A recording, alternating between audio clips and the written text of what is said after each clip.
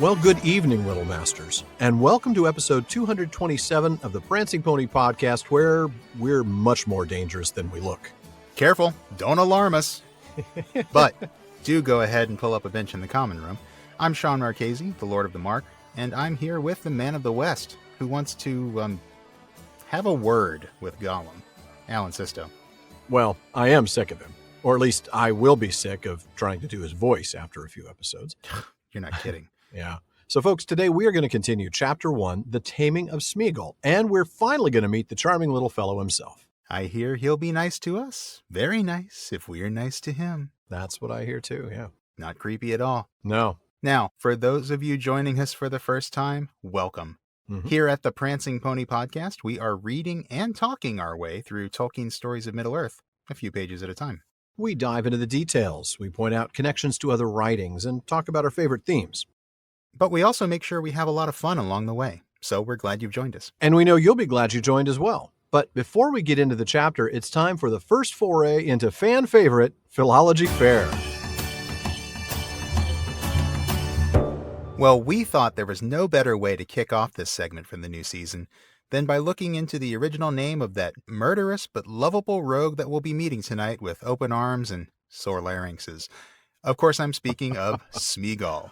You know, Journey's on the B side, of course, of Open Arms was a song called Sore Larynx. Sore Larynx, that's right. Yeah, I remember that one. That's a deep cut from Journey. That really is. They've only played that in concert a couple of times. Yeah. Well, you know, Steve Perry would know. I mean, he has to hit some crazy high notes. He doesn't like singing it anymore for obvious reasons. No. All right. Enough about that. Sorry. All right. Well, now, if you've got a good memory, you may remember that we talked about this name previously in episode 100, but I think we left a few stones unturned back then. We don't like that, so let's see what else we can bring you today. Now, according to Ring of Words, Sméagol's name comes from the Old English verb sméagon, which means to scrutinize, investigate. Now, the entry in Ring of Words goes on to say that this name Sméagol has the shape of an Old English adjective ending in ol. An example of this kind of adjective survives in fickle, Old English fecal, from a root meaning deceive. In other words, what the authors of Ring of Words are trying to say is that Tolkien invented an adjective Sméagol, inquisitive, from a verb sméagon, meaning to investigate. Oh, okay. Back to Ring of Words, they say another example of an adjective formed this way in Old English is Deagol, secret. Oh, okay then. Which Tolkien borrowed for the name of Sméagol's best friend. Yeah. It is highly appropriate that this unpleasant pair are named inquisitive and secretive. I'm not sure what was particularly unpleasant about Deagol. I know. I mean, he was just unfortunate enough to find the ring and then get killed. He was in the wrong place at the wrong time. Right. Really. Now, here's the thing. Tolkien didn't pronounce it Sméagol, even though that's apparently the proper Old English pronunciation of it. If you listen to any of Professor Tolkien's recordings in the J.R.R. Tolkien audio collection, wink, wink, which you should, I just want to make that really clear, you can hear him very clearly say Sméagol. So, despite the fact that we tend to side with established Old English pronunciations where we can and where our mouths are physically capable of making said pronunciations, we're going to go with Tolkien's own pronunciation here and throughout the season, as we have done for many years already. That's right. Now, one thing that's actually quite fascinating about that Old English root is that the name Sméagol or Sméagol is not the only name that's rooted in it. Oh, goodness. See, the word smile, as in a hobbit's underground dwelling or a chapter of the Tolkien Society, there you go. That word's actually from the same root. Oh, really? Yeah, it is. Okay. Yeah, because it's a digging, a burrow, right? That's right. Yep. Ring of Words says Tolkien fashioned it as an authentic modern English form of Old English smeals, a burrow. Okay. A word which did not survive the Norman conquest. Boo. Sorry, I have to do that's my job. You're still broken up about that. It's been almost 1,000 years, man. Well, yeah, I know I'm still bitter, but it's all because I really like that right English goodliness of speechcraft that Tolkien talks about. Well, you know, with good reason. Of course.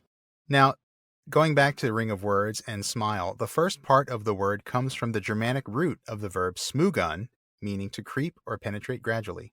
And if you've got a really good memory, again, I don't think we do, but somebody might, No. You might remember that back in episode 79, we read from Tolkien's letter number 29, in which the professor wrote to the editor of The Observer that the dragon Smaug's name comes from the same root.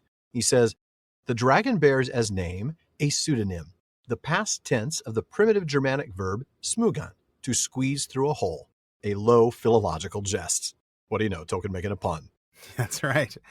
As the authors of Ring of Words say, it seems that Tolkien especially liked this root. Yeah. Now, I hesitate to bring up this next bit of information because I'm not really sure if it's true.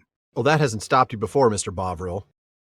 Well, okay, yeah, you're right about that. Tolkien fun, maybe. Yeah. And this one is out there on the internet, so I think we need to talk about it.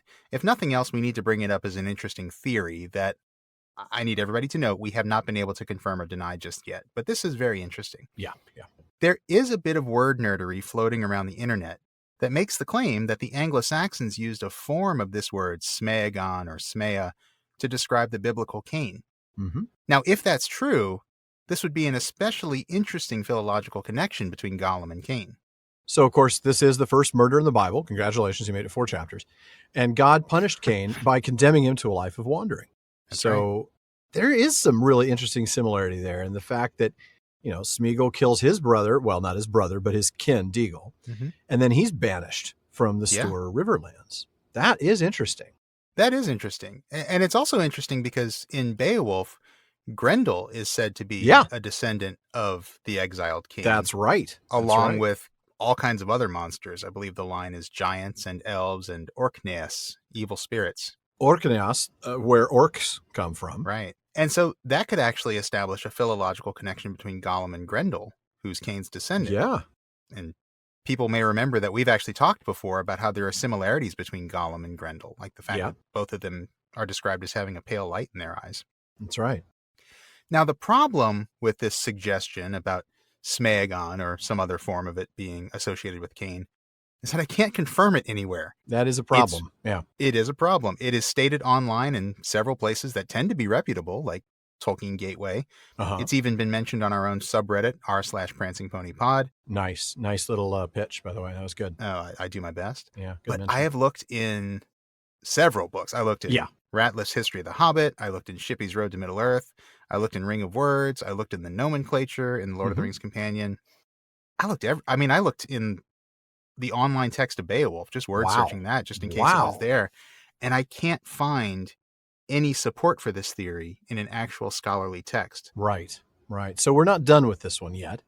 So we want to reach out to a few of our scholarly friends to see what they make of this theory. But we're also all about crowdsourcing here at the PPP. So if any of you out there can find anything that confirms or denies this, please email Barliman and let us know what you found and where you found it. Please do. Yeah, we'd love to hear from you if you can help us track this down. Yeah. And the rest of you, just take this very interesting theory for what it is. Yeah. It's a very interesting theory, but best taken with a pinch of salt until we confirm it for you. Oh, absolutely. Now, the last thing I want to say about the name Sméagol is, like every other Old English name in this book, it's technically, quote unquote, a translation of a Westron word. Oh, yeah. According to Appendix F, the original Westron name of this character was Trahald, which means burrowing or worming in. And Deagol's real name was Nahald, which also means secret. Okay. Interestingly, the Westron word translated as smile in the books is Tran, Tran. So the similarity between these two names is a feature in Westron as well as Old English. Well, that's because when Tolkien comes up with a frame narrative, he goes all the way with it.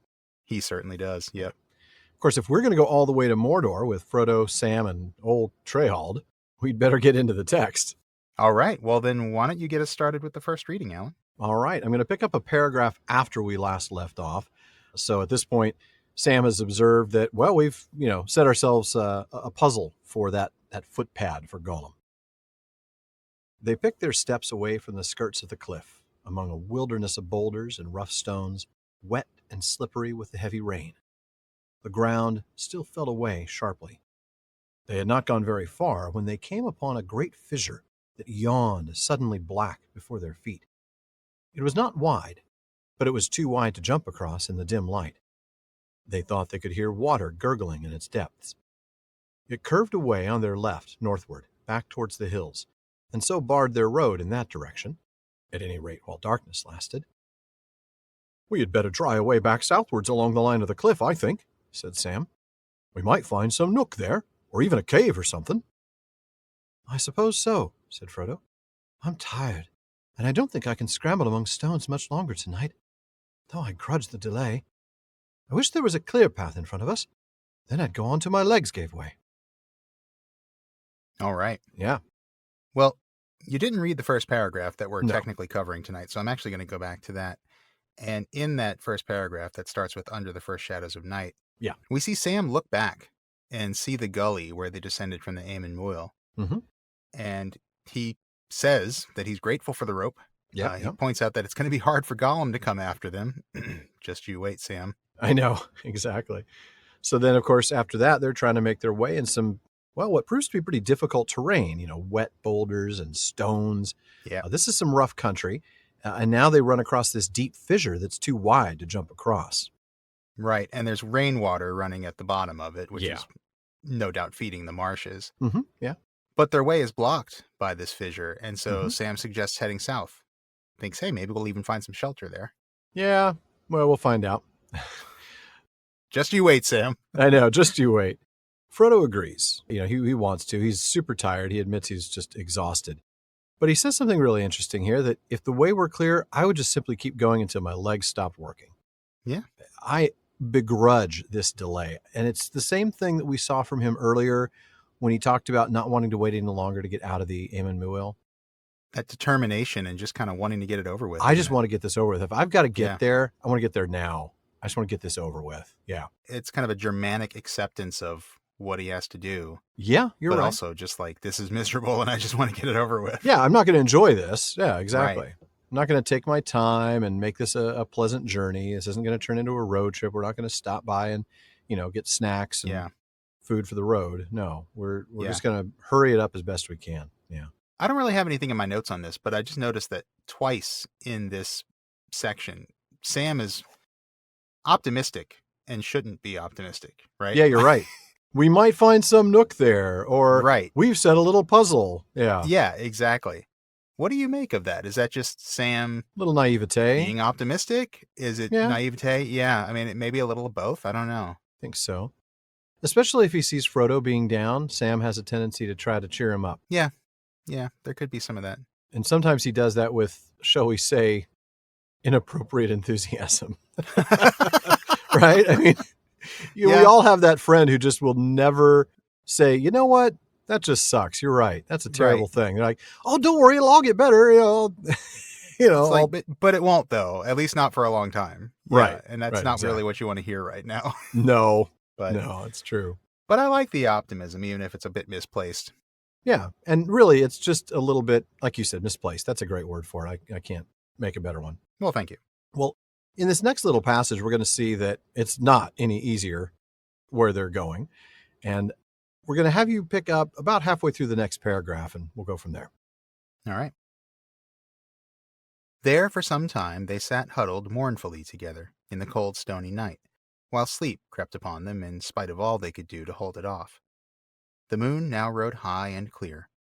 Its thin white light lit up the faces of the rocks and drenched the cold, frowning walls of the cliff, turning all the wide-looming darkness into a chill, pale gray, scored with black shadows. Well, said Frodo, standing up and drawing his cloak more closely round him. You sleep for a bit, Sam, and take my blanket. I'll walk up and down on sentry for a while. Suddenly he stiffened, and stooping, he gripped Sam by the arm. What's that? He whispered. Look over there on the cliff. Sam looked and breathed in sharply through his teeth. Sssss, he said. That's what it is. It's that Gollum. Snakes and adders. And to think that I thought that we'd puzzle him with our bit of a climb. Look at him, like a nasty crawling spider on a wall. Just need a really big fly swatter. Yeah, great big can of Raid. Yeah, there you go. Flamethrower will work. That'll do it. So going back to the beginning of that passage, the part that you didn't read, we find that not only did Sam not find that nook or hollow, it just got harder and harder, right? The cliffs are getting steeper. There's nothing pleasant here. So not so much. They give up, really. They give up. They're completely tired. They just throw themselves on the ground. Yeah. I mean, they are so without shelter that all they can find is just the lee or the sheltered side, presumably the west side. of a big boulder near the cliff. There's That's nothing it. above them. It's just, basically backs to a boulder. They're protecting them from the wind. Yeah, that's it. That's it. And they're trying not to sleep. They're staying Mhm. awake. They're on guard. But as it does, sometimes when you're just exhausted, sleep crept Yeah. upon them anyway. That's a really neat phrase, isn't it? It is, yeah. Crept upon them. Sleep didn't just, come upon them or didn't fall. The sleep crept upon them, sneaked up on them. In a way, sort of like what Gollum's doing. Almost like sleep itself as an antagonist. Yeah, exactly.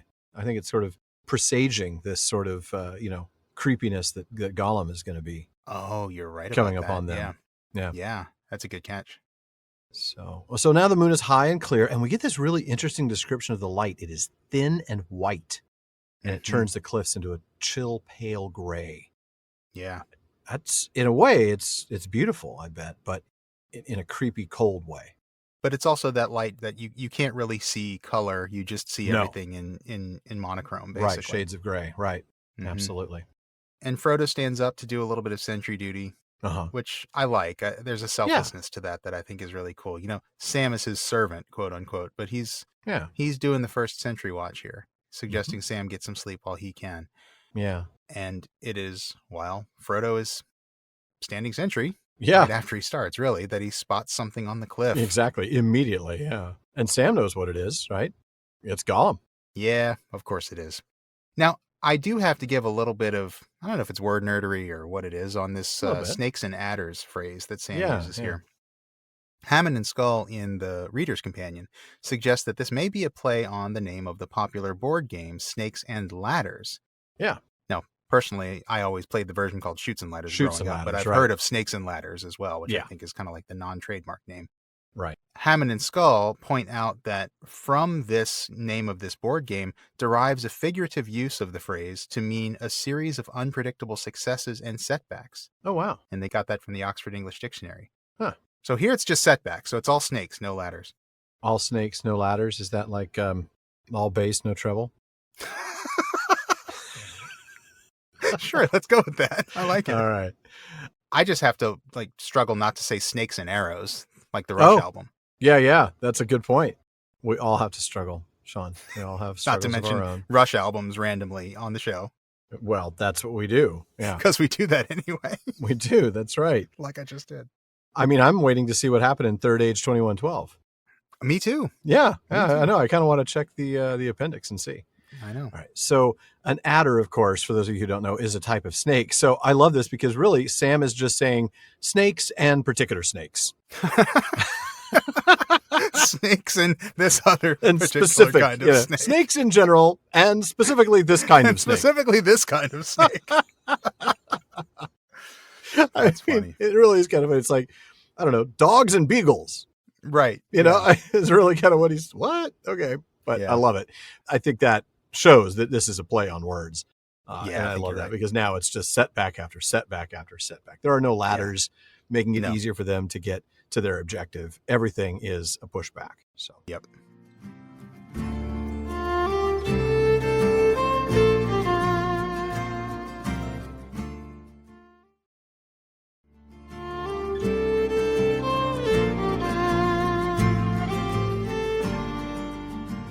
And before we get back to the discussion, we want to make sure you know that when you finish listening to this episode, the talk continues all night long at the Prancing Pony podcast.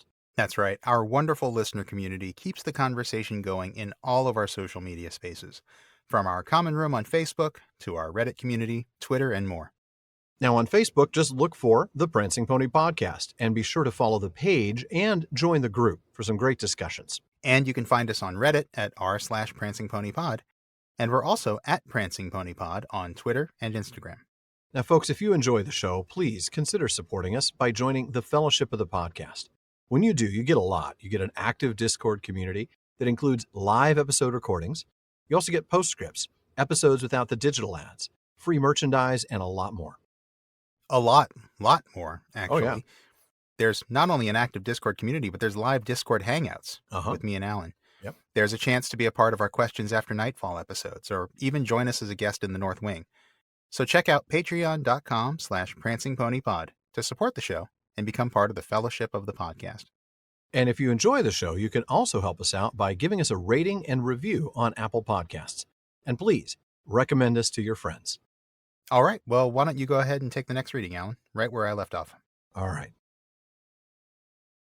Down the face of a precipice, sheer and almost smooth it seemed in the pale moonlight, a small black shape was moving with its thin limbs splayed out. Maybe its soft, clinging hands and toes were finding crevices and holds that no hobbit could ever have seen or used. But it looked as if it was just creeping down on sticky pads, like some large prowling thing of insect kind. And it was coming down head first, as if it was smelling its way. Now and again it lifted its head slowly, turning it right back on its long, skinny neck, and the hobbits caught a glimpse of two small, pale, gleaming lights. Its eyes that blinked at the moon for a moment, and then were quickly lidded again. "Do you think he can see us?" said Sam. "I don't know," said Frodo quietly, "but I think not. It is hard even for friendly eyes to see these elven cloaks.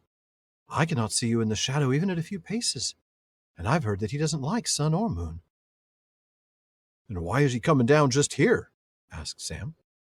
"Quietly, Sam," said Frodo. "He can smell us, perhaps, and he can hear as keen as elves, I believe. I think he has heard something now, our voices probably. We did a lot of shouting away back there, and we were talking far too loudly until a minute ago." "Well, I'm sick of him," said Sam. "He's come once too often for me, and I'm going to have a word with him if I can. I don't suppose we could give him the slip now anyway." Drawing his gray hood well over his face, Sam crept stealthily towards the cliff. "Careful," whispered Frodo, coming behind. "Don't alarm him. He's much more dangerous than he looks." "Well, thank you very much. Yeah." Is that a compliment? Maybe. No, I don't know. It depends on what sort of danger you present. Yeah.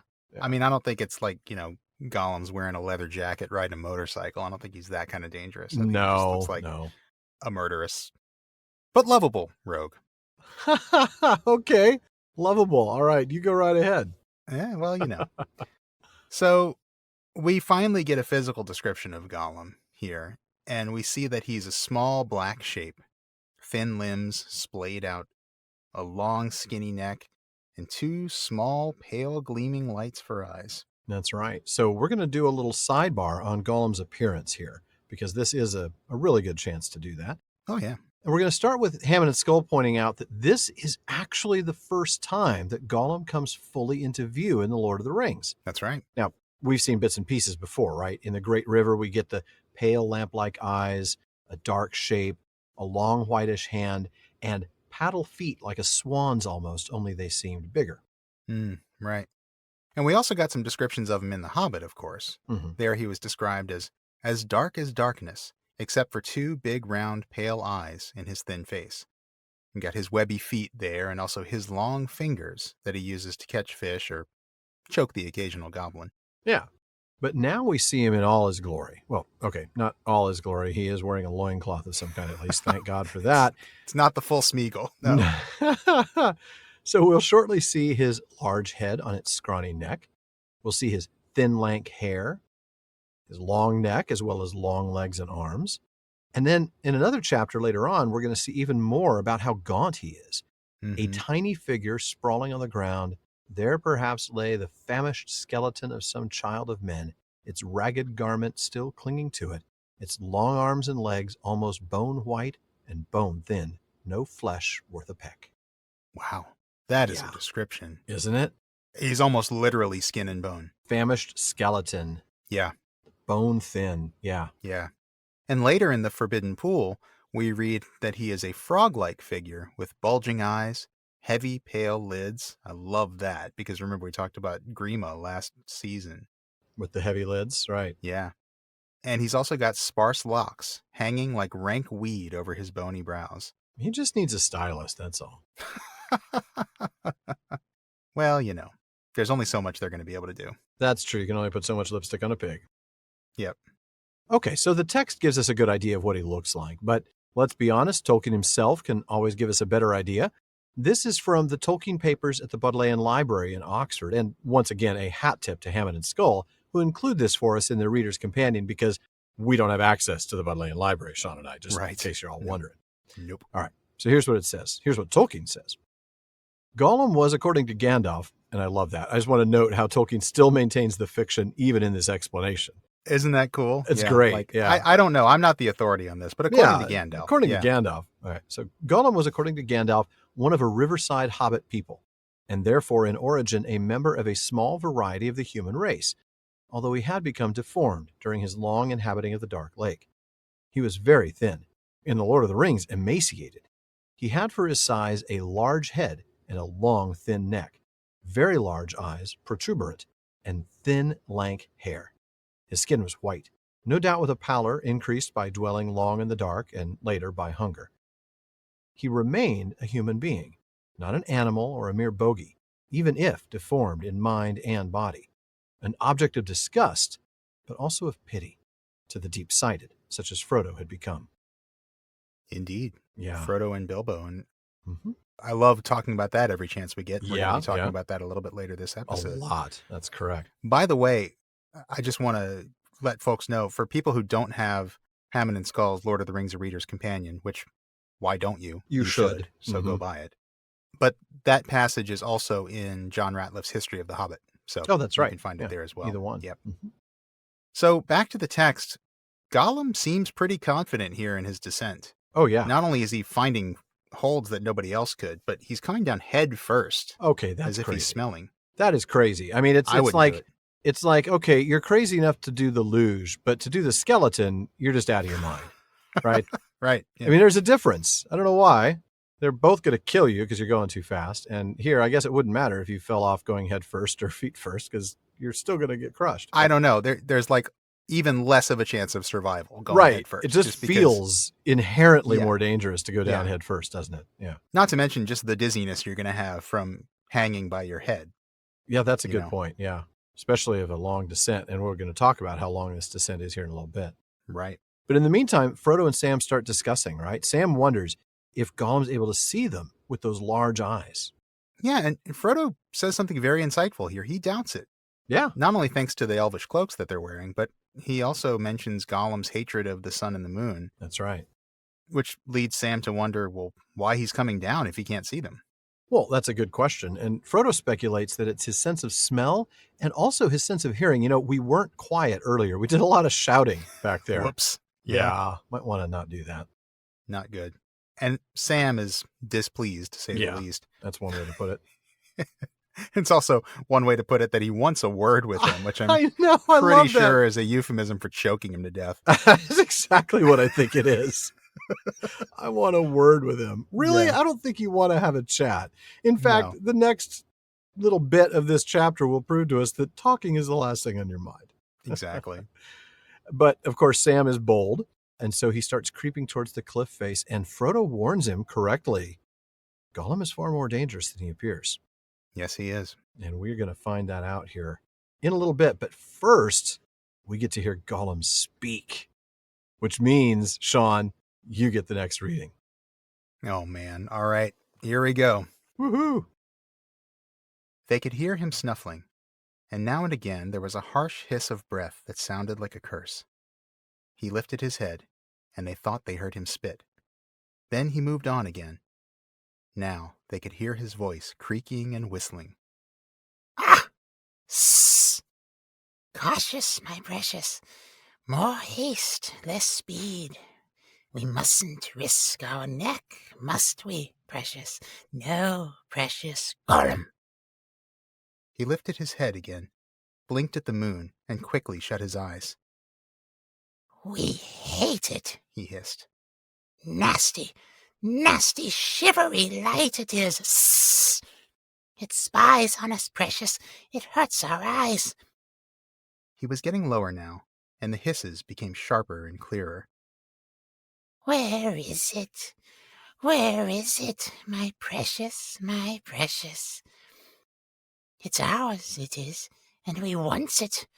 The thieves, the filthy little thieves.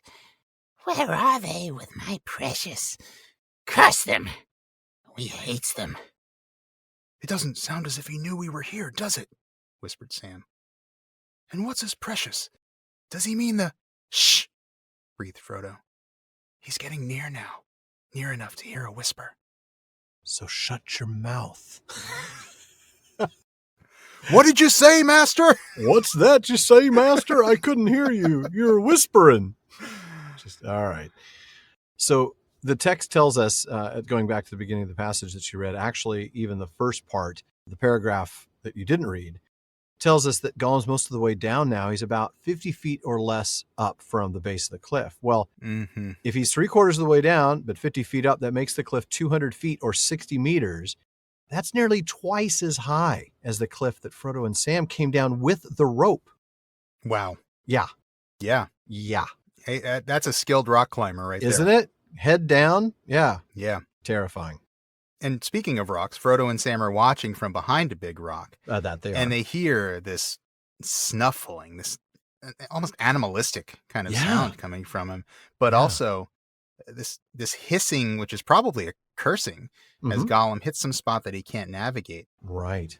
But they see him continue moving, and they hear his voice creaking and whistling. Oh, that's a creepy description. Isn't it? I mean, that is not how you think of a human voice. No. Creaking and whistling. No, I mean, maybe whistling a little bit when you got a bad case of bronchitis or something, but... Well, sure. I mean, that's just not... No, it's not right. It's just not right. No. The only voices that should be creaking are the Ents, really. Yeah, that wooden creaking, yeah. Oh, man. Yeah, well, of course, he only has a handful of teeth in his mouth, so... That's right, only 6. Exactly. Everything's going to come through as a little bit of a whistle. I guess that's a good point. That could be why. His breathing. Yeah. It's going to sound like whistling, I'd imagine. A little Darth Vader. Yeah. Does it find our lack of faith disturbing, precious? Oh, we're going to have a wonderful mix-up. We've got to do a mix-up of Star Wars and Lord of the Rings at some point. We do. With Jar Jar Baggins and... Oh, gosh. and, Obi-Wan Gamgee. And I mean, just... I kind of like that. Yeah. Obi-Wan Gandalf, actually, because Obi-Wan Gandalf, for sure. Really? Yeah. Oh, we could have so much fun with that. Maybe Merry, Pippin, and Sam are just Jawas. Maybe. I don't know. I kind of think Pippin should be Jar Jar. Somebody who's kind of like goofy and, constantly getting hurt. Yeah. Matunga. Misa want your Palantir. No. Misa hears drums in the deep. Oh, man. Okay. No. We're going to stop right now. Right now, we're going to keep right back to the storyline. So please, let's. Gollum speaks now, and thank you for doing a tremendous job. Everybody, ladies and gentlemen, thank you, Sean. Thank you, sir. Thank you very much. Of course, we've got lots more to go, which is going to be great. Well, it'll be great for our voice doctors who will undoubtedly buy a new car from the number of visits we're going to have to them after doing this. I seriously have visits scheduled with my ENT for the next for the next few months. You probably should. Not really, but I should. I know. I know we both should. My VO coaches would absolutely kill me for doing this kind of thing to my voice. Like you did what? Yeah. You're doing what to your voice?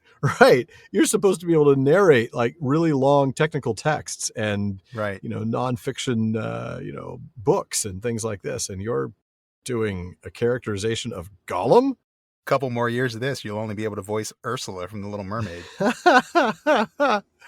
Well, maybe we should suggest caution like Gollum does, right? Maybe so. More haste, less speed, which is interesting. Good advice for himself. Yeah. He is looking out for himself. He's very much concerned with risking his neck, as he says. Yeah, I think he recognizes. Look, this is a high risk descent. He's clearly concerned about self-preservation. Oh, yeah. Yeah, I mean, he may be completely addicted to the ring, and he doesn't really...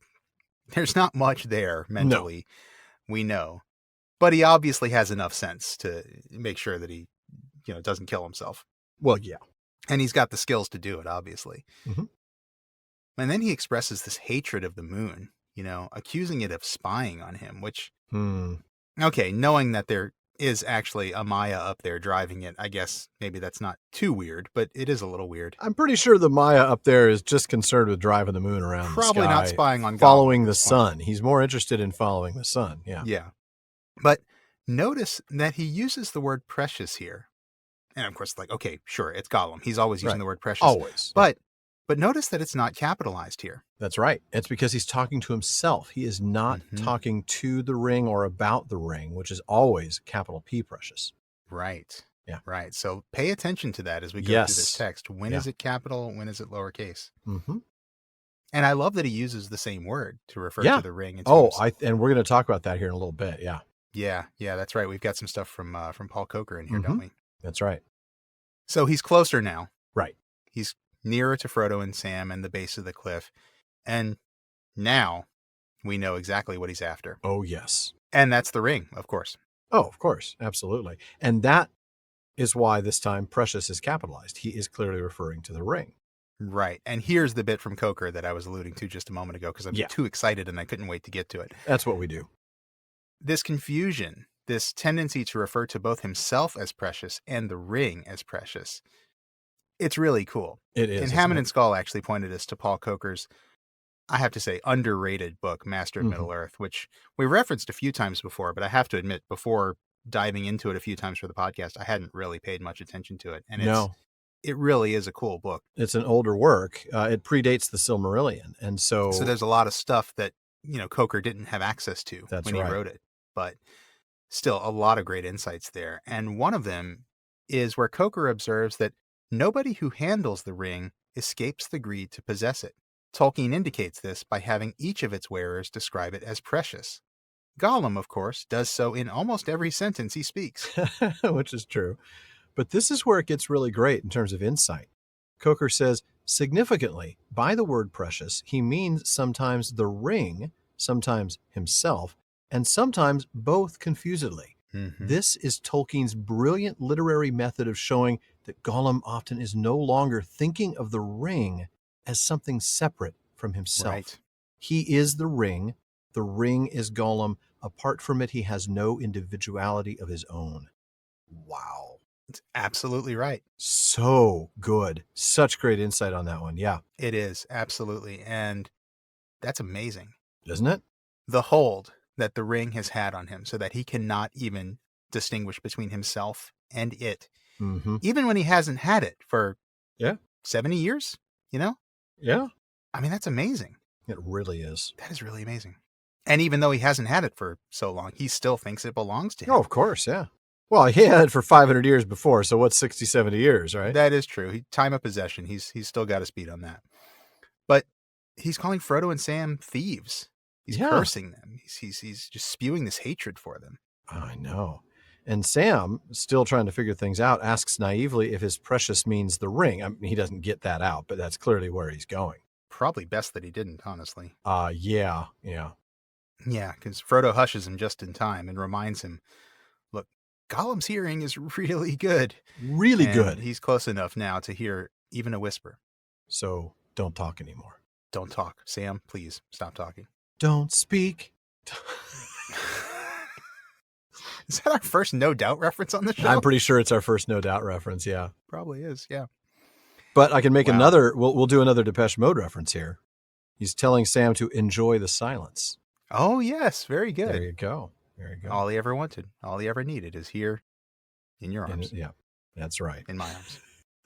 Trying to change up the lyrics, but it didn't work. Words are very unnecessary. They can only do harm. That's right. They can only do harm. Especially when I just make up weird things on the fly. All right. Alan, I'm going to let you go ahead and pick up the next reading. We're going to skip one paragraph, and then you're going to go. All right, then. At last, he was no more than a dozen feet from the ground, right above their heads. From that point, there was a sheer drop, for the cliff was slightly undercut, and even Gollum could not find a hold of any kind. He seemed to be trying to twist round so as to go legs first, when suddenly, with a shrill whistling shriek, he fell. As he did so, he curled his legs and arms up around him like a spider whose descending thread is snapped. Sam was out of his hiding in a flash and crossed the space between him and the cliff foot in a couple of leaps. Before Gollum could get up, he was on top of him. But he found Gollum more than he bargained for, even taken like that, suddenly, off his guard after a fall. Before Sam could get a hold, long legs and arms were wound round him, pinning his arms, and a clinging grip, soft but horribly strong, was squeezing him like slowly tightening cords. Clammy fingers were feeling for his throat. Then sharp teeth bit into his shoulder. All he could do was to butt his hard round head sideways into the creature's face. Gollum hissed and spat, but he did not let go. Things would have gone ill with Sam if he had been alone, but Frodo sprang up and drew Sting from its sheath. With his left hand, he drew back Gollum's head by his thin, lank hair, stretching his long neck and forcing his pale, venomous eyes to stare up at the sky. "Let go, Gollum," he said. "This is Sting. You have seen it before once upon a time. Let go or you'll feel it this time. I'll cut your throat." Wow. All right, Frodo the nice guy no longer. No more Mr. Nice Guy. No, for good reason. Yeah. For Wow. good reason. All right. Well, going back to the paragraph we skipped, yeah. Exactly. After Frodo says, "Dude, be quiet," it actually appears that Gollum has in fact heard something, because we see his head on his scrawny neck was lolling from side to side, his eyes half opening. It seems like he's listening here. Yeah. I want to be clear, by the way, for the younger folks in the audience, lolling from side to side does not mean laughing out loud from side to side. I just want to really, clear that up. No, he's... Glad you did that. You could just see him kind of tilting, pivoting his head around, trying to crane his head to see as much as he can with these eyes that are, half lidded, half open. Yeah. But man, And Sam is itching for a fight, right? Oh man. And this is when I want to recall what Tolkien said about Gollum. He is an object of disgust, but also of pity. And right now, Sam does not have any pity. And I think we're going to see that continue. There's going to come a point where that becomes a harmful thing. Oh, yeah, absolutely. We've alluded to that on the show before. And yeah, I mean, Sam never really finds any pity, I don't think, for Gollum. No. Certainly not at this point. I mean, he's just looking with anger and disgust at this thing. But he's a wretched creature. I mean, he is. He is definitely worthy of pity. Mm-hmm. As we'll see. But he's also just 12 feet above them right now. That's 4 meters. That's not far at all. No, he's right there. Reach out and touch him practically, yeah. In fact, now that he is only 12 feet above them, the cliff is undercut here, and Gollum can't find a hold. That's when, as he twists around trying to get down this undercut portion, he loses his grip. Oh, now he wants to twist around and go feet first. Right, exactly. Okay. I would have loved to have seen an undercut like that, say 100 feet higher, so that if he would have fallen, he wouldn't have survived. But, I don't know. He twists around, he loses his grip, and the way he falls, I love it. Like a spider whose descending thread is snapped. Yeah. And man, this is an action sequence right here. Isn't it? Tolkien can really write good This action. is all in like 5 or 6 seconds. Yeah. That's right. It happens super fast. I mean, before Gollum can even get up from the fall, Sam is already on top of him. Yeah. And yet, even with that advantage, things start to go badly for Sam really badly. quickly. Yeah. Before he knows it, he's gripped by Gollum's arms and legs, and they're tightening. They're looking for his throat. And of course, we know Gollum loves to go for the throat. Yes, he does. So we get the teeth biting into his shoulder as well. Wow. Yeah. Now, in fairness to our hero, he has jumped a guy in the middle of the night. What did you think was going to happen? Yeah, there is that, right. And Gollum will talk about that. Yeah. Yeah. Oh, but I mean, Sam's struggling. He tries to headbutt him. Yeah. But it doesn't exactly have the desire to fight. No, it makes Gollum mad, but that's it. So thankfully, though, he's not alone. Frodo to the rescue, right? He draws Sting. Right. He grabs Gollum's head and pulls it back and threatening him. Man. Oh, what a moment this is. But he names the sword, and we'll touch on that in a minute, and reminds Gollum that he's seen it before. That's right. So remember that in The Hobbit, when Gollum first thought he'd eat Bilbo, and the line was, "I guess it's a choice feast. At least a tasty morsel it'd make us, Gollum."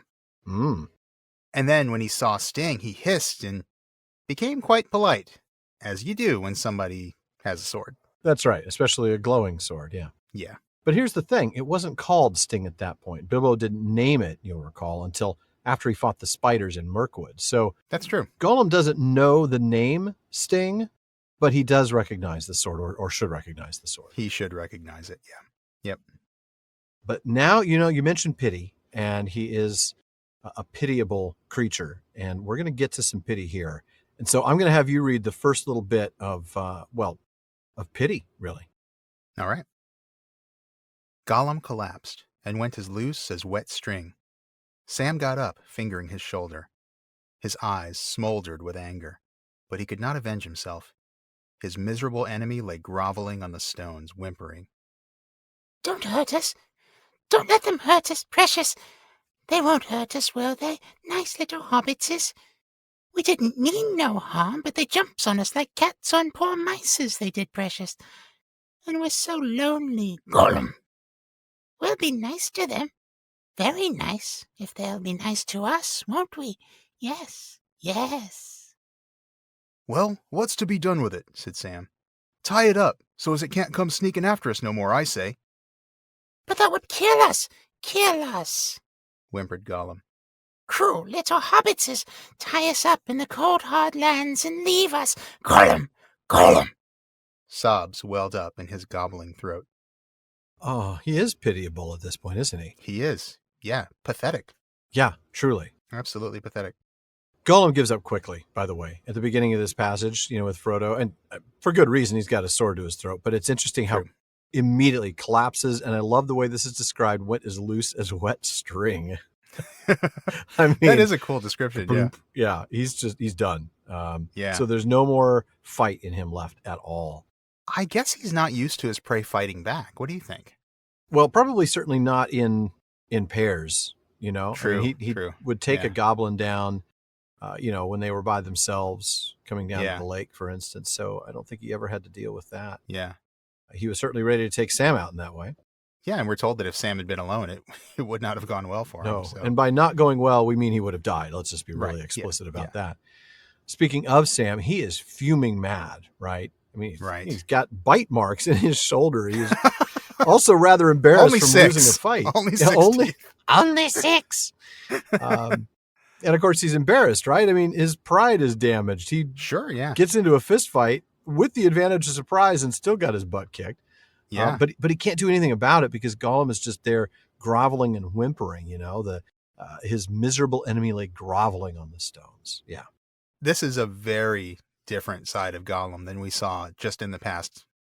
Oh, yeah. Previous passage, I should say. Talking on the way down the cliff was much more Gollum than Sméagol. Yeah. Exactly. This is the first sign we see of the two personalities that are there. He's pleading, don't hurt us. Yeah. So that also is a hint of the multiple personalities in there. But with this phrase, don't let them hurt us, precious, I can't help wondering if this is Sméagol talking to the more aggressive Gollum side. Yeah. If pressed, I think it's Gollum that comes out and is more violent and vicious. I think that's who Sam was actually fighting. And then when the tables turn and suddenly he's threatened, then suddenly Sméagol comes back out. I can buy that. I mean, it's precious with the lowercase p, so he's obviously not talking about the ring. Right, the ring, yeah. And that makes some sense. I do like, though, that he rightly points out he was jumped. I mean, I'm not saying Sam did the wrong thing, but if I'm climbing down a cliff minding my own business and I happen to fall a few feet off the ground and the next thing I know, some guy's attacking me. Some dude is on me. I'm going to fight back. Yeah. Nothing wrong with that. But yeah. I'm probably not going to be as good at it as Gollum is. And I don't think I'd bite the shoulder. I don't think I'd go for probably that. Wouldn't bite the shoulder. I don't know. I might bite the shoulder. That seems like a winning move for me. That's true, actually. Yeah, it probably is a winning move. Do what you got to do to win the fight, man. Exactly, man. This isn't the Queensberry rules, right? Right. So Gollum or Sméagol, I should say, then promises to be nice, but only in return. This isn't, unconditional love that he's expressing here. Yeah. No.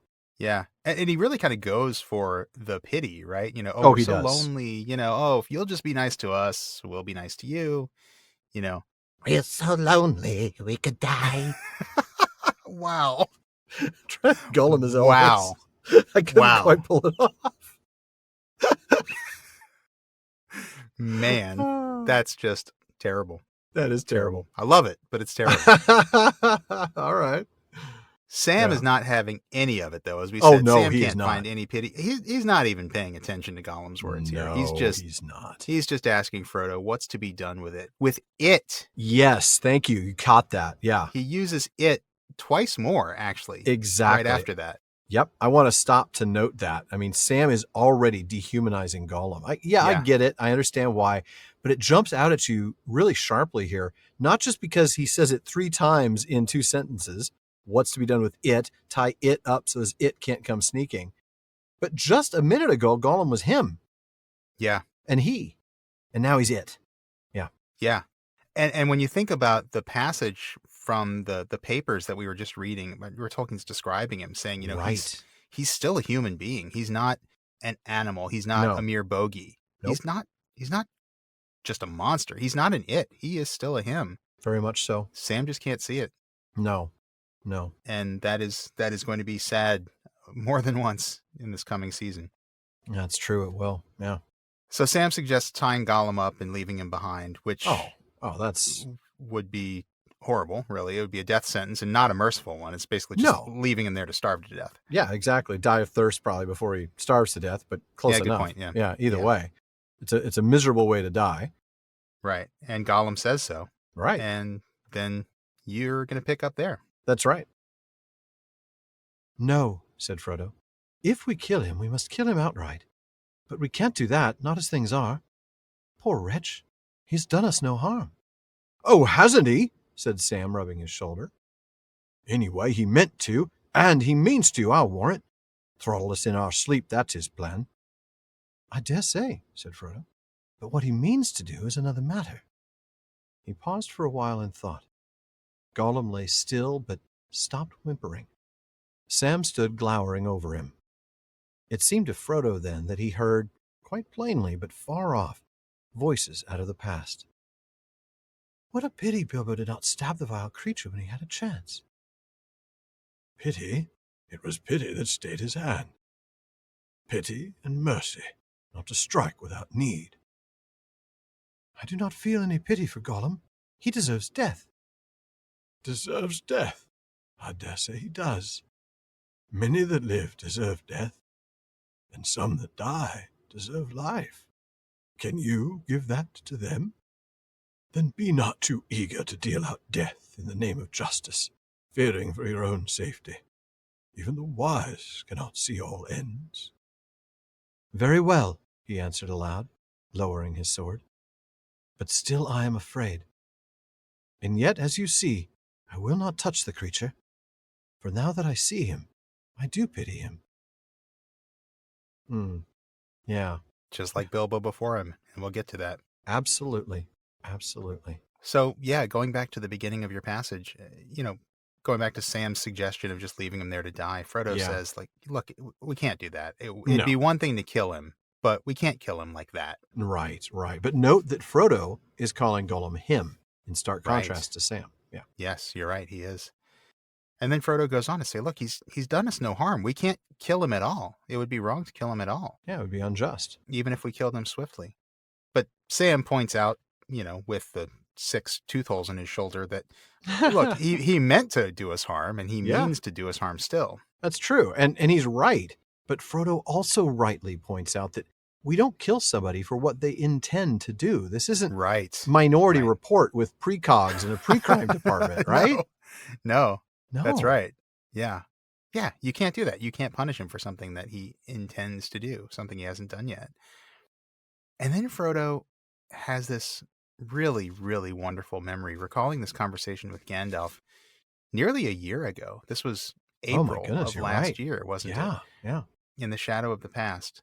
Now, he doesn't quite recall the conversation exactly as it played out. No, which is interesting. For the most part, it's a slightly edited version, right? The pity and mercy, not to strike without need, is correct.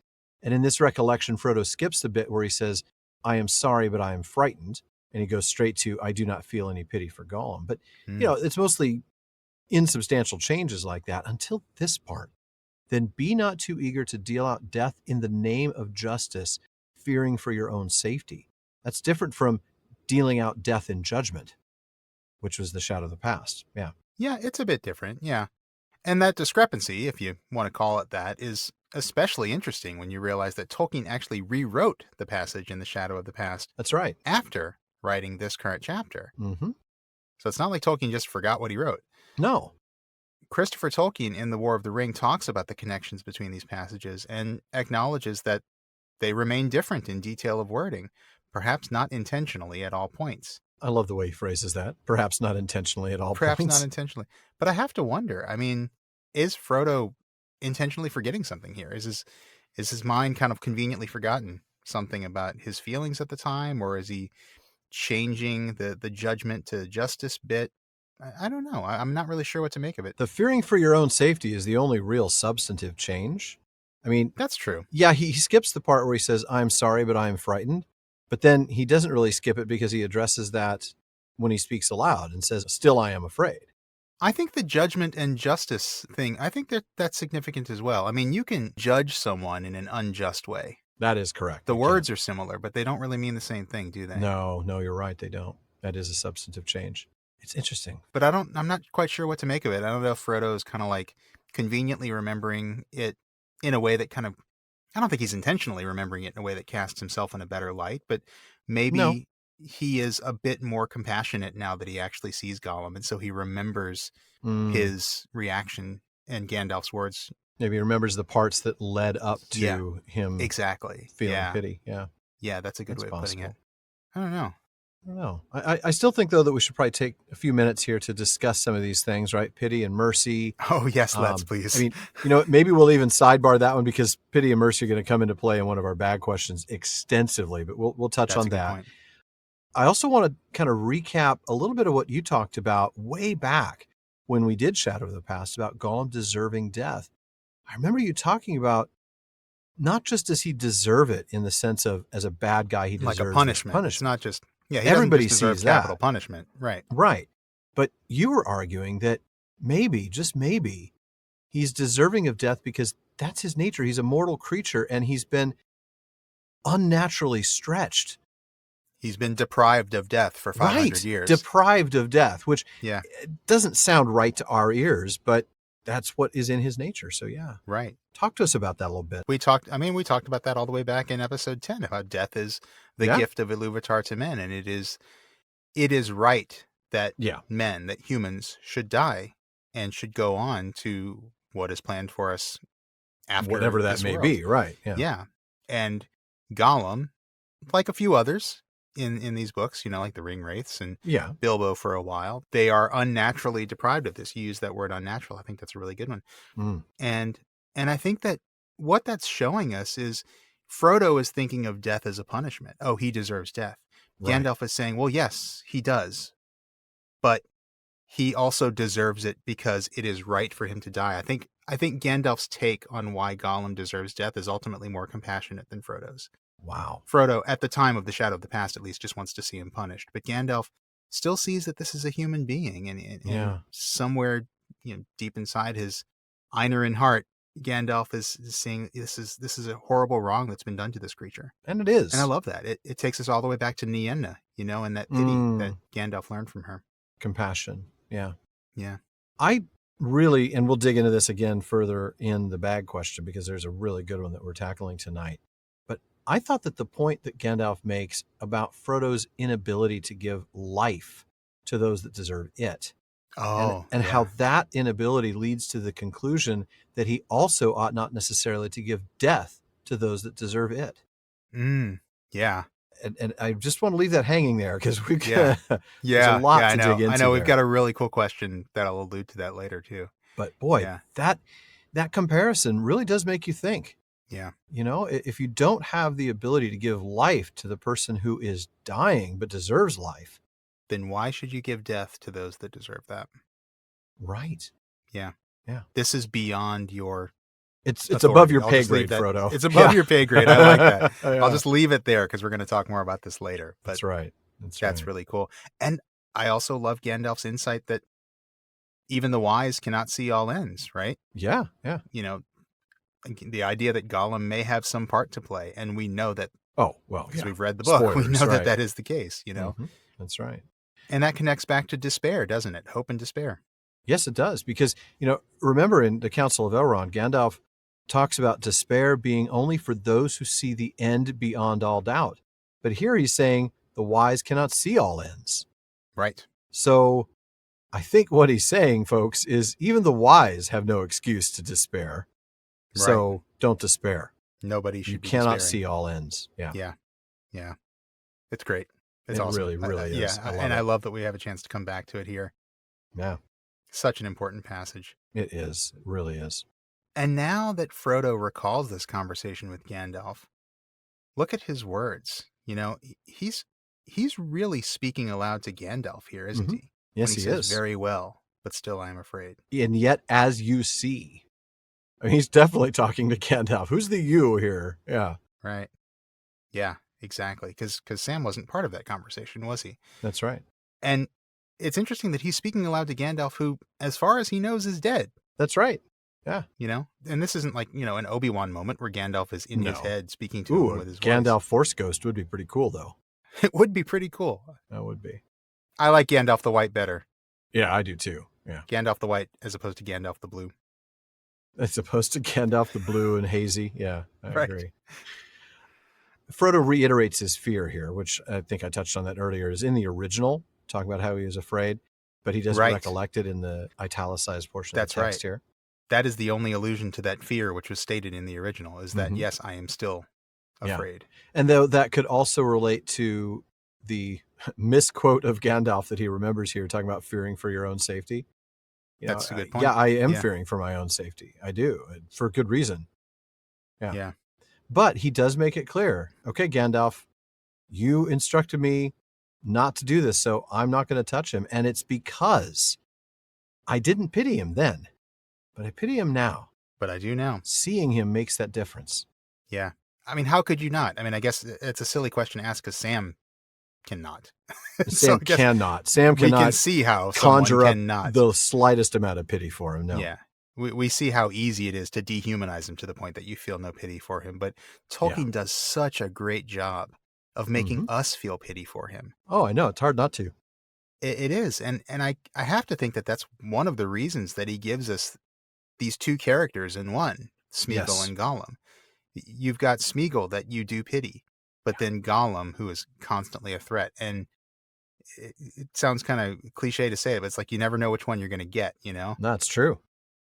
Until he opens his mouth and he starts talking. And if you pay attention, you can usually tell which one is talking. Well, we'll see at the end of this chapter, not in this episode, but next episode, really what happens when Sméagol comes out in full. Yeah. And Gollum is buried. Yeah. I think those moments are going to be really interesting to look at over these next, over the next season. And it's only possible because Frodo pities him now. And this is such a critical point in the story. Yeah. For that reason. Oh, isn't it? Yeah, it's a huge point. What if Sam convinces Frodo to kill him? Oh, I know. What if Frodo suddenly is like, you know what, Gandalf, I'm sorry, you're crazy. I'm killing this guy. Yeah, I'm just going to slit his throat, Yeah. As merciful as I can. I'll make it quick. Right. Sure. I'll do what I can to make it merciful. I'm not a monster, but I am going to kill him. Yeah. And one could argue that it would have been a justified killing, as we'll talk about in one of the bad questions later. There are some reasons one could why. argue that. Yeah. Yeah, there's certainly reasons that there are reasons that justify it, for sure. Right. But had he done that, what happens at the Cracks of Doom? Frodo becomes the new Dark Lord, I guess. I guess. Or he wears the ring seconds. for all about 5 seconds. Yeah, exactly, until one of the ring wraiths get there. I mean, Frodo does what he does at the end of the story. He refuses to do what he came there to do. He puts the ring on, but now there's no Gollum to attack him and to bite the ring off his finger. What happens? The quest fails. Sauron gets the ring back. Game over. Yeah. Game over, man. Yeah. Yep. And no more quarters on the machine either. You're done. No, you are done, man. This is like when Dragon's Quest was first out. It was like 4 quarters. You're like, man, I can't keep playing that. Oh, wow. That was the or Dragon's Lair. I said Dragon Quest. I meant Dragon's Lair, the one that was played on a laser disc, and you had the little. It's really cartoony. It was all just animations. You just had to remember: do I go left here or right here? Do I go forward here? And it was basically picking the chapters on a laser disc. Yeah, but yeah, It was all memory. It's just memorizing patterns. Yeah. Yeah, I could never get past the first. Like, I think there's like a door that comes down and is trying to Yeah. crush you. I could never get past that part. Nope. It's like literally the first decision point in the game. I remember when it was in the arcades, it was this ridiculously expensive It was game. ridiculously expensive, and it was such a waste of money for me. Total waste. I'm done in 7 There's seconds. no game of skill in this at all. It's just memorizing stuff. Yeah. Yeah. Goodness. Yeah. Game over, man. Sorry. We digress. It's what we do. It is what we do. It's absolutely what we do. But now I think it's time for you to get to our last reading of this episode, obviously not the last reading of the chapter, as Frodo explains to Gollum the terms of the pity. Yes. Yes, I'm having pity on you, but let me be very specific with these terms. We're not going to kill you. No. But That's right. we won't let you go either. You're full of wickedness and mischief, Gollum. You will have to come with us, that's all, while we keep an eye on you. But you must help us if you can. One good turn deserves another. Yes, yes, indeed, said Gollum, sitting up. Nice hobbits. We will come with them. Find them safe paths in the dark. Yes, we will. And where are they going in these cold, hard lands? We wonders. Yes, we wonders. He looked up at them, and a faint light of cunning and eagerness flickered for a second in his pale, blinking eyes. Sam scowled at him and sucked his teeth, but he seemed to sense that there was something odd about his master's mood, and that the matter was beyond argument. All the same, he was amazed at Frodo's reply. Frodo looked straight into Gollum's eyes, which flinched and twisted away. You know that, or you guess well enough, Sméagol, he said, quietly and sternly. We are going to Mordor, of course. And you know the way there, I believe. I believe he does, actually, yeah. Mm-hmm. So, going back to the beginning of that passage, actually to before the part you read, Sam, understandably, seems a bit confused, right? Who in the world is Frodo talking to? Right. As we said, yeah. Yeah, even Gollum looks up, right? Gollum recognizes that Frodo's pity has saved his life, which is something. Right. Yeah. And Gollum describes himself as wretched and miserable. Mm-hmm. Yeah. Misery. But while Frodo won't kill Gollum, he knows he can't let him go. He says, you're full of wickedness and mischief. Yep. Yeah. In fact, you're coming with us. You're going to help us. Mm-hmm. Yeah. And Gollum eagerly agrees, but I think that's only because he doesn't know what he's agreeing to. Yeah. He's like, okay, sure. Yeah. What do you need, man? I got you. Right. I'll help you navigate these lands in this area. Yeah. So, where are we going? To Rivendell, Master Gollum. Yeah. So Sam scowls at Gollum, and he clearly does not like where this is headed because he knows where they're supposed to be going. Right. But, he looks at Frodo and he realizes there's something different about Frodo right now. There is not going to be any changing Frodo's mind here. Yeah. Nothing I say is going to make a difference. No. And we've talked about what that is or what that partly is. I think there's going to be a lot of opportunities to discuss, these moments when Frodo is thinking something because he's looking at Gollum and Sam just doesn't understand. Like, why are you so nice to him all the time? Yeah. But we know it starts with pity. And I think as it goes on, I think Frodo's going to start to identify more and more with Gollum. Oh, yeah. He sees him as a cautionary tale, I think, even now. Yeah. Yeah. But Frodo looks at Gollum and he tells him where we're going. And I love it. He looks straight into Gollum's eyes and they flinch and twist away. And, remember earlier we noticed that similarity between Gollum and Grima, the heavy-lidded eyes? Well, here's another one, right? We observed that Grima had the same thing about not looking people in the eye. Yeah. Gollum does that too, doesn't he? Yeah. Isn't that interesting? Yeah. Yeah. Now, we keep calling him Gollum. At the beginning of the episode, we gave you the etymology of the name Sméagol, but our research assistant, Marilyn Arpakila, clued us into something really cool. She pointed out the fact that this, right here, is the first time Frodo calls him Sméagol. Oh, yeah. Twice previously, Frodo has called him Gollum, but starting here, and pretty much for the rest of the book, as far as we can tell. I mean, I'm not going to say 100%, but no. Just from doing a quick scan of the book, it looks like Frodo, at least, pretty much always addresses him as Sméagol after this point. Boy, that is interesting. We'll have to keep an eye out for that. Mm-hmm. Now, Sam, on the other hand, never calls him Sméagol. Mm-hmm. And I believe, but I'll have to double check this, I don't think the narrator does either. I think you're right. It's always Gollum. Yeah. But Gollum tends to refer to himself as Sméagol. Mm-hmm. And Marilyn observes, and she mentioned this to us, that this is one way that the reader tends to see him as a divided and conflicted figure. Mm-hmm. And wow, I mean, how much does that show us about how different characters see Gollum, Oh, yeah. right? Yeah. Because obviously Frodo sees Gollum as Sméagol. Sméagol sees himself as Sméagol. Sam and the narrator see him as Gollum. So again, if you're Yes. looking at Gollum as the evil one that you can't trust, and Sméagol as the nice one who you just want to reach out and hug, you know, I don't know if I ever want to reach out and hug even Sméagol, but I hear you. sometimes he seems like he needs a good hug. He But does, just not from me. Yeah. notice from Frodo. Yeah, exactly. But notice that, the narrator never calls him Yeah. Sméagol. I think the narrator That's is kinda interesting. trying to tell us something. That is really interesting. Yeah. Yeah. So Oh, man. that's really interesting. I cannot wait to kind of dig into those examples as we move forward, Mhm. right? To sort of Yeah. observe, oh, once again, here we go. Narrator's calling him Gollum and Frodo calls him Sméagol. This is going to be interesting. Yeah. But then after he does finally get his attention, no, Gollum won't look him in the eye. Maybe that's how we should do it. I can always call him Gollum. You can always call him Sméagol. Maybe so. I'm not going to promise to hug him, but Okay, well, that's fair. I can promise not to. After he looks at him, he says it quietly and sternly. I love that. Yeah. This is just matter of fact, determined, clear. And authoritative. Yes. Strongly Sternly. Yeah. authoritative. Yeah. Mhm. We are going to Mordor. And I think you know how to get there. Yeah. So Gollum is going to be our GPS once again. Oh, no. Mordor, Gollum, is it left or right? It's left. Turn left, please. Turn left now. In 400 leagues, turn left. Turn left now. All right. Yep. Well, Gollum may know the way to Mordor, but do you know who has no idea at all? That'd be Bartleman. Fortunately, he still managed to get us the mail tonight. So, Sean, what do we have? I think he likes it that way, honestly. Yes. Really, it's a good idea not to know how to get there. Yeah. All right. So first up, Dan in Edgewood, Maryland asks a really good question. It's kind of a long question, but it is definitely worth it. Okay. He asks, how evil was Sméagol? I suppose what I mean by this is, did Sméagol murder Dégol because Sméagol was predisposed to commit such an evil act?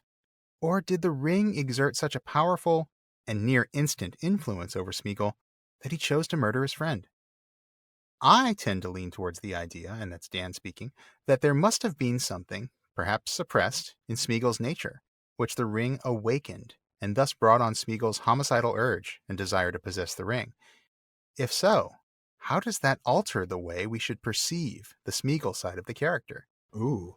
Dan goes on, he says, clearly it was Tolkien's desire that his readers would feel the same pity for Sméagol/Gollum, which both Bilbo and Frodo both experienced, and even that they should perceive his death, though necessary, as tragic. However, if Sméagol was already capable of murdering Dégol, doesn't that fact serve to counter that perception? What are your thoughts? Oh, man, my thoughts are that I'd rather have you take this one. No, Nope. this You're is a first good on this question. one. Sorry, we agreed. Know.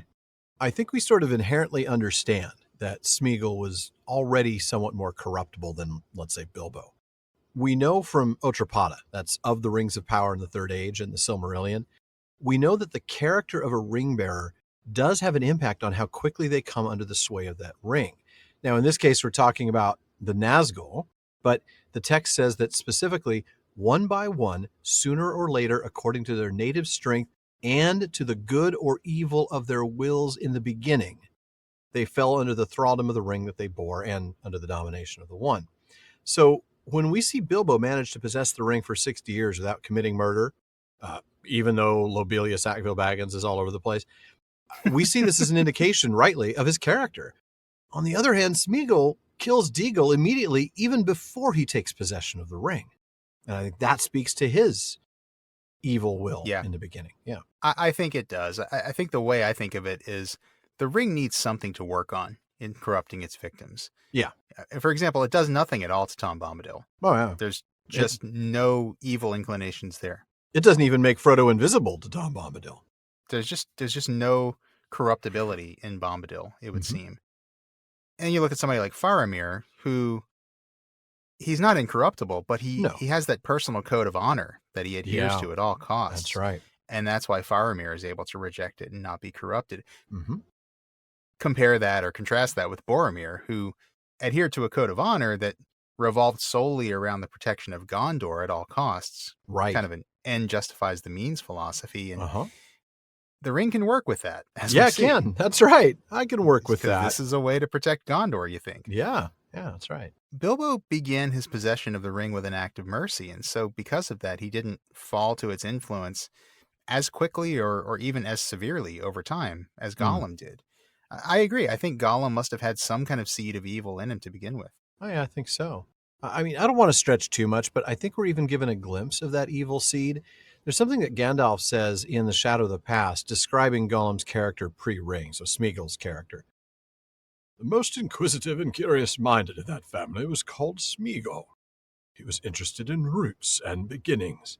He dived into deep pools. He burrowed under trees and growing plants. He tunneled into green mounds. And he ceased to look up at the hilltops, or the leaves on trees, or the flowers opening in the air. His head and his eyes were downward. Look, curiosity is not a bad thing. It's not a bad thing to be interested in how things begin, but look closely at this, right? He's burrowing and tunneling. He's putting his head down, and he's not looking at the things of beauty and life in the sun. That actually put me in mind of Eöl back in the Silmarillion, right? This is this dark elf who loves living in deep shadow. He shuns the sunlight. He doesn't want anything to do with the sun or with life. He just wants to live in shadow. And I think, and this is where I was like, okay, I don't want to stretch too much, but Tolkien may be implying that those who love the darkness already have a tendency to evil. Possibly. Yeah. I mean, I guess the immediate exception that somebody's going to say is, well, what about the elves? But the elves are the people of the stars, not the darkness. They love the light. There was no sun, so they love the nighttime because of the stars, but it's the light of the stars that they love. They love the nighttime. They like to boogie. Why did I walk right into that? You sure did, man. My gosh. But no, I think you're onto something there, and I think that seems fitting with that Boethian concept of good and evil that we talked about all the way back in the Silmarillion. Remember, we talked about how evil and darkness are both an absence, right? Yes. Darkness is the absence of light. Evil is the absence of good in the Boethian concept. They are not things of their own. They are the absence of the... They are a privation. Yes. And so, yeah, I think it does kind of make sense that darkness and evil would be equated with one another in the same way that light and good are equated with one another. Mm-hmm. And in fact, I mean, honestly, you thought of Eöl, which I think is really awesome. I thought of, well, first of all, Saruman, with the idea of one, you talk about how he doesn't see the beauty in things. And I'm thinking of, destroying a thing to find out what it is. That's exactly the line I was thinking of as well. Yeah. Yeah. But it also put me in mind of Melkor. Because if you remember, Melkor, and I'm going to read from the Ainulindale here, he had gone often alone into the void places, seeking the imperishable flame, for desire grew hot within him to bring into being things of his own. And it seemed to him that Ilúvatar took no thought for the void, and he was impatient of its emptiness. Yet he found not the fire, for it is with Ilúvatar. But being alone, he had begun to conceive thoughts of his own, unlike those of his brethren. Now look, I'm not trying to say that pre-ring Sméagol is as bad as Melkor, and even post-ring Sméagol isn't that bad. But no. In regards to kind of looking for things that you probably shouldn't be looking for, wanting to spend time in the darkness or the void, which I think there's some similarity there between the darkness and the void. I think so too. I think there's some similarity there. But again, I mean, a seed of evil is just a seed. I mean, true. I would go so far as to say that before the ring, Sméagol was probably petty, selfish. He had his mind on the wrong things, clearly. Mm-hmm. Yeah. He probably had some anger issues. I wouldn't be surprised to see that. Sure, why not? Right. But we don't have any reason to believe that he was actually capable of murder until the ring came along. True. The ring, I think, took whatever unpleasant tendencies he had within him and amplified them, probably broke down his inhibitions. Yeah. I mean, remember, it gives power according to the stature and the qualities of the possessor, and I think that's what it does with him. That's another key line, isn't it? You're right. Yeah. But I think it's important to note that even if Sméagol had been evil before he encountered the ring, let's say he was capable of murder. Maybe he thought of it before. I'm going to kill Deagle someday because he's annoying me. I don't like the way he, cracks his knuckles. I'm going to kill him one of these days. Let's say he was just a complete sociopath. Yeah, maybe. I think Tolkien would say he's still deserving of pity. I mean, he was still deserving of Bilbo's pity in Chapter 5 of The Hobbit, and that was after he had murdered who knows how many people. That's true, yeah. And he's so deserving of Bilbo's pity that Bilbo's pity is actually rewarded, and Frodo's pity is rewarded with the great eucatastrophe at the end of Lord of the Rings, which we've alluded to. Yeah. With that unexpected part to play that Gollum has. So that's right. Yeah, I think there probably was something very unpleasant there before, but definitely still deserving of pity. But I think we need to leave that there, because the question of Gollum's deserving pity is a really good segue to this next question, isn't it? Alan, you want to take the next one? I do. Yeah, I will. Patrick in New Hampshire asks a genuinely difficult question, not because the answers are hard to find, but because it requires grappling with some really difficult matters. He says that his question is on the morality of letting Gollum live for as long as he did. And he then quotes Gandalf from The Shadow of the Past. The wood elves tracked him first, an easy task for them, for his trail was still fresh then. Through Mirkwood and back again it led them, though they never caught him. The wood was full of the rumour of him, dreadful tales even among beasts and birds. The woodman said that there was some new terror abroad, a ghost that drank blood. It climbed trees to find nests, it crept into holes to find the young, it slipped through windows to find cradles. Patrick says after that, if the woodman's claims are true, and Gollum invaded people's homes and took their children, I can't see how he doesn't deserve death. I wouldn't be surprised if there wasn't any clamoring for mob justice, especially if they knew the elves had Gollum captured later. In the same chapter, when Gandalf says to Frodo, the paragraph that we'd read earlier, right? Many that live deserve death, some that die deserve life. Can you give it to them? So Patrick quotes that passage, and he says, I don't see how Frodo didn't have insufficient information to deal out death in judgment, especially considering the justice system of the time. You could argue that Gollum shouldn't have been killed because of his eventual role in the destruction of the ring. Is Gandalf implying that? Is Gandalf a utilitarian? It seems immoral that murdering children gets a pass. Well, okay. That's... Wow. Sean, you get to start this one. Oh, man. I should have started the last one. Is it immoral to murder children? Let's just start there. I think the answer is yes. That's an easy one. Yeah. I think that's an easy one. But then is it immoral to let the murderer of children live? Right. So I think to do this question justice, I think we have to look at two different questions here. Yeah. First, are the Woodman stories even true? Did Gollum actually murder babies and children? And then, okay, if he did, does he still deserve mercy?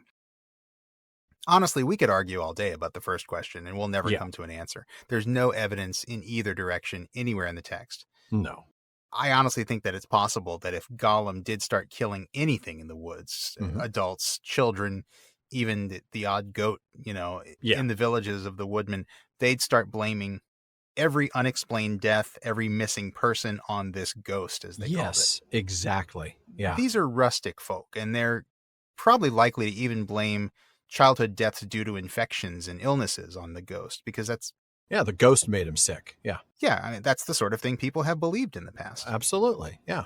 So those people could attribute any number of deaths to Gollum that he may have had nothing to do with. True. Even if Gollum was there, and if he was up to no good, there's still no proof that he actually went as far as abducting and murdering children.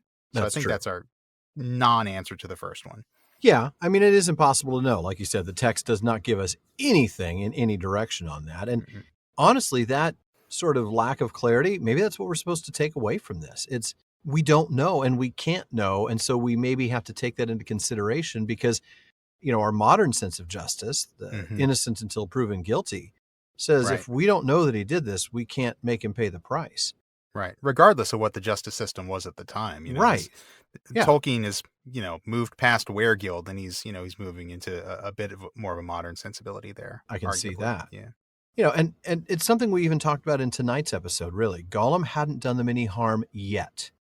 And we don't punish people for things they might do. Well, similarly here, we don't punish people for things they might have done, only things we know that they've done. And we just don't know here, do we? No, we don't. I mean, personally, I think the stories are meant to be taken as true. Oh, do you? Okay. I do, yeah. I mean, maybe they're a little exaggerated, but I honestly wouldn't put it past Gollum to have actually murdered children. That's fair. I mentioned earlier in this episode, I think he probably likes prey that's easy. Yeah, yeah. And I think it's certainly possible. Boy, that's he actually disturbing. Killed children. It is. I mean, and it really makes, again, the give him a hug thing. There's a lot of those cute Sméagol scenes in the movie. Oh, yeah, with his big puppy dog eyes. Yeah. Yeah. And honestly, we've done it on the show too. And I'm sure we'll do it before the season is over. Oh, yeah. We're going to sympathize with him. And that makes it hard to swallow, doesn't it? It does. I have to say, though, I actually disagree. I think the Woodman stories are, I think they're just part of those dreadful tales in the rumor of Gollum. I think you hit on it earlier. He took a lamb or a goat and was spotted on the fringes of their village. And then the ghost was to blame for anything that happened.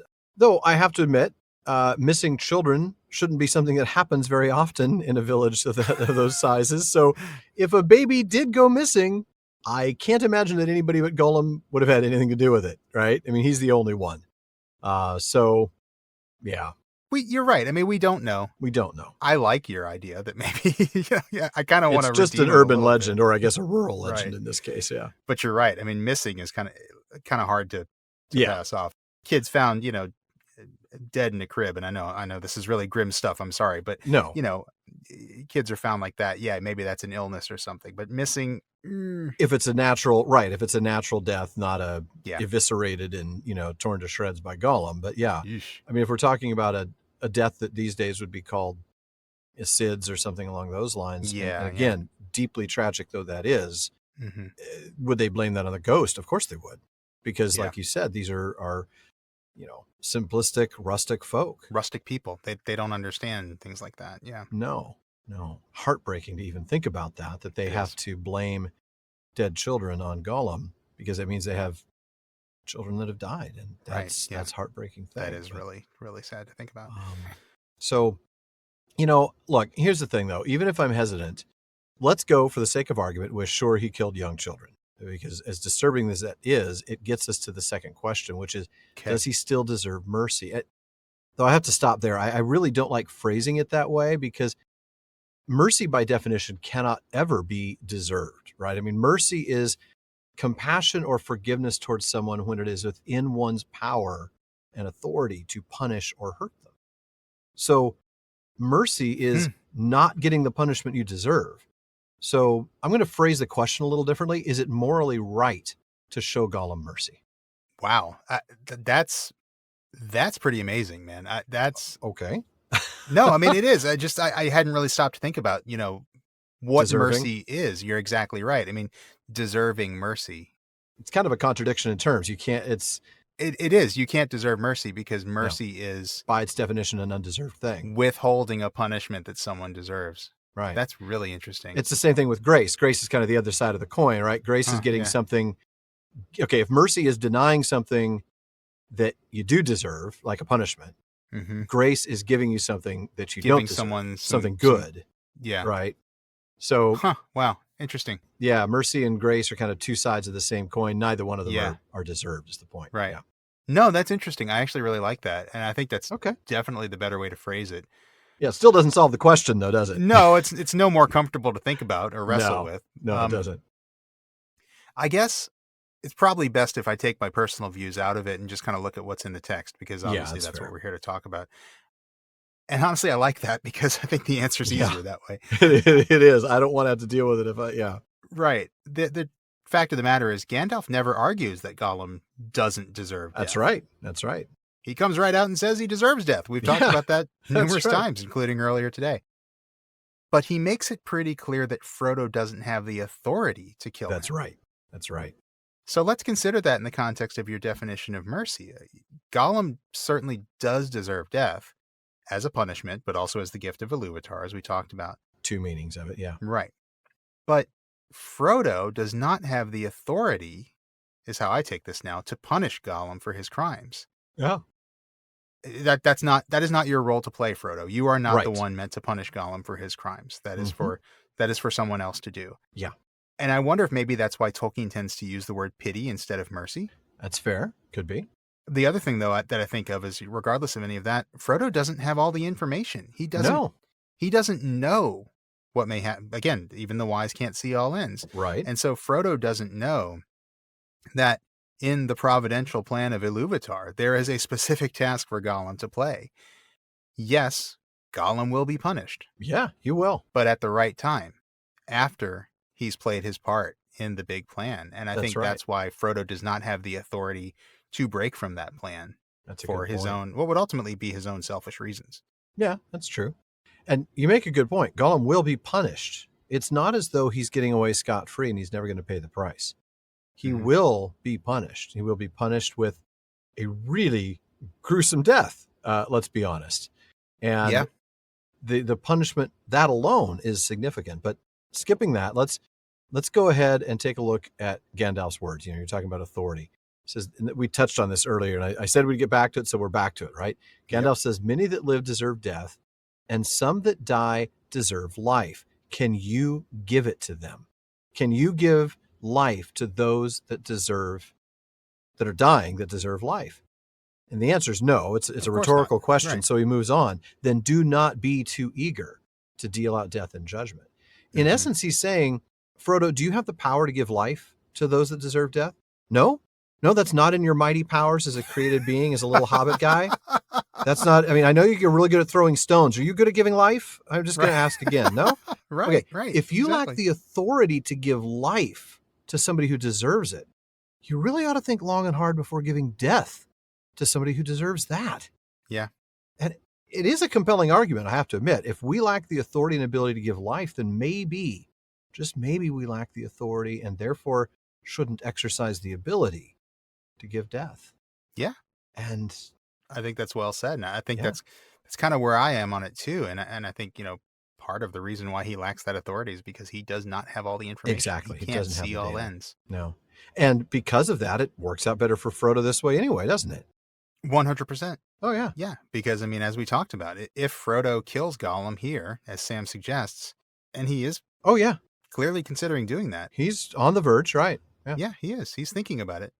But could he have lived with that? Could he have lived with that guilt of, basically just deciding to be judge, jury, and executioner for a creature who, at this point, as Frodo says, hasn't done him and Sam harm? Okay. Right. 6 teeth marks in Sam's. Well, but Sam jumped him. That's true. That was self-defense. Jumped him in a dark alley. Yeah. Legit self-defense there, man. Yeah. And so as it turns out, of course, Frodo doesn't kill him. Right. The ring is destroyed. Frodo doesn't have the blood on his hands, but Gollum is still punished for his crimes. Right. And he's also granted the gift of Iluvatar, which Gandalf knows inherently is right. Right. He gets to play a part for good, even if that's not what he intended. Mm-hmm. I'd say that works out right for everybody, really. Yeah. And so I think it's a really good thing Frodo didn't kill him when he had this chance, just as it was for Bilbo when he didn't kill him when he had the chance. I agree. I think Tolkien is really telling us something very important about pity, about mercy, about recognizing our own limited authority, which, when you think about it, really just boils down to humility. Yeah. Yeah. After all, none of us knows what part we or those we encounter have to play in the events of the world. Yeah, I agree with that. And I think that no matter what your personal worldview is, I think that's morally right. I certainly think Tolkien would say so. I agree with that, certainly. Wow. That was a fun ethical jungle to hack our way through. Such a great couple of questions. Yeah. Thank you so much. The two of them Dan really went well and together. Patrick, really great ones. Absolutely. Well, folks, that does wrap it up for another episode of the Prancing Pony Podcast. But please be sure to join us again next week when Sméagol writes checks that Gollum can't cash. Well, that depends on what serve the master of the precious really means, I guess. Yeah, fair. Spoilers. Well, folks, we want to take a moment to thank the team that helps make this show better. That's our research assistants, including Marilyn Arpakila, our barlowman, Becca Davis, producer Jordan Rennells, social media manager Casey Hilsey, event and Patreon community coordinator Katie McKenna, and website guru Phil Dean. Now, speaking of the website, please make sure to give it a visit over at theprancingponypodcast.com. We've got our show notes for every episode. We've got hilarious outtakes, Prancing Pony ponderings, and of course our online storefront where you can get all sorts of PPP merch. And you're definitely going to want to check out our library page. You know we love the books here at the Prancing Pony Podcast, and we have provided links for you to get nearly every book we mention on the show. And we do get a few pennies from the purchases you make there, so we thank you for that. Now, we want to thank some more really important people. Those would be our patrons at the Kierdan's contribution tier. I'm going to start with Demay in Alaska, James in Virginia, Tamsin in Minnesota, Chad in Texas, Lance in New Jersey, Paul in Colorado, Jerry in Texas, Bruce in California, Mario in Utah, Seth in Texas, B in California, Joseph in Texas, and Kathy from North Carolina. And then we have Lori from Washington, Josh in Oklahoma, Carlos in California, Brian from the UK, Ned from Connecticut, Jerry from Washington, Ryan from Alaska, Joe in Washington, Erwin from the Netherlands, Hal from Washington, D.C., June in Ireland, Lucas in Germany, and Ryan in Illinois. Thank you all so very much for your support. And folks, please be sure you don't miss any episodes of the Prancing Pony Podcast. Subscribe to the show through Apple Podcasts, Spotify, or whatever your favorite podcast app is. Yep. And one last thing, as always, don't forget to send your thoughts, comments, and, well, most of all, your incredibly vague promises to Barliman at theprancingponypodcast.com. And if you want a chance to have your actual voice heard, you can send us audio of you asking your question by visiting podinbox.com/prancingponypod and record your question for us. Just please do us a favor and make sure to still send the question to Barliman as well, okay? Now, Barliman's a lot more reliable lately, but we do get a lot of mail, so we'll get to you as soon as we can, and your question or comment may be featured on a future episode. As always, this has been far too short a time to spend among such excellent and admirable listeners. But until next time, farewell, friends.